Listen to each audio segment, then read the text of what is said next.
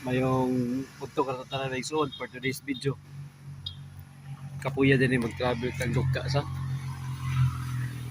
duka kayo kanang nagmeet na madisgrasya gyud sa kadalanan. Kung nang gikinahanglan gyud nga pahulay gyud, mo relax gyud ka.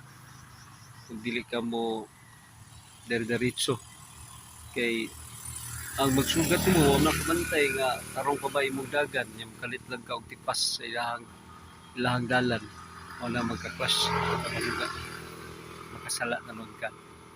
Kung duka manggali ka may gisuon, ohoy unong relax mangitagkaon sabi na gyud kung nay soft drinks maayo inom, kung tubig inom, dayon i-relax ang mata, murag kag mag meditate ka diyot, dayon mo travel na after ana kay murag mauli-uli ana ka para maabot ka sa imong